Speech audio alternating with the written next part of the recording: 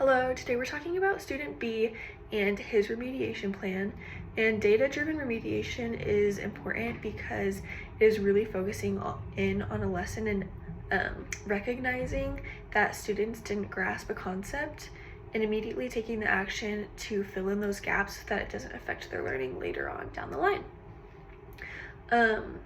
The strengths of student B are that he is strong in fluency and he can read grade level text with the appropriate intonation, pace, and expression, and that he works well in cooperative structures. However, he needs to grow in vocabulary and comprehension as he's currently testing below grade level in both of those categories.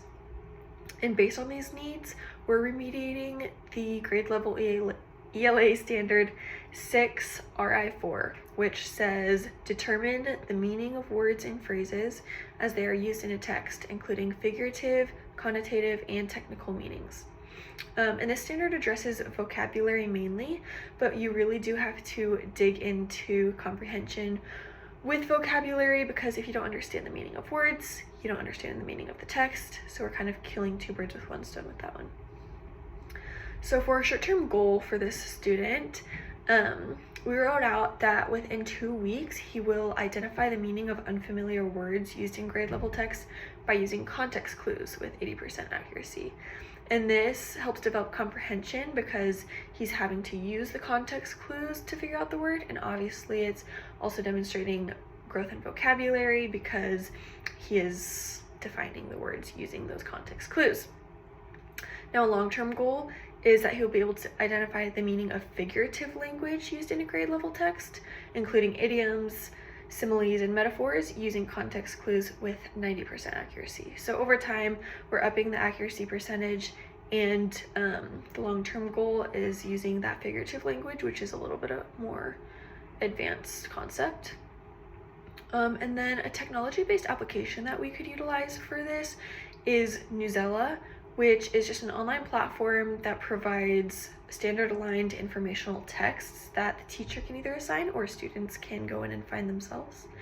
And it has been proven effective in helping students grow in comprehension skills. And the articles are adjustable by Lexile level, so it can be adjusted to the student's needs of remediation. And it generates questions and activities and quizzes that assess the student's understanding of the main ideas and the vocabulary and just their overall comprehension of the text. A remediation activity is to do like a Pictionary game. So based on the long-term goal, this would be a great activity for understanding the meaning of idioms and similes and metaphors, because the students can be in pairs and one student can be given a phrase of figurative language, such as the idiom under the weather, for example.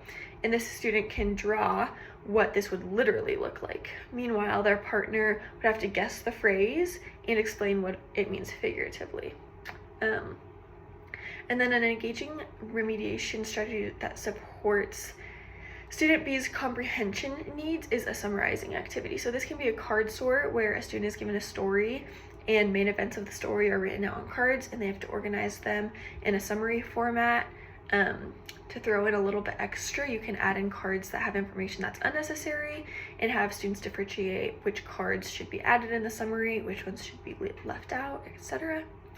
And then as far as student interest, student B specifically is interested in playing video games, playing soccer, and working with other students.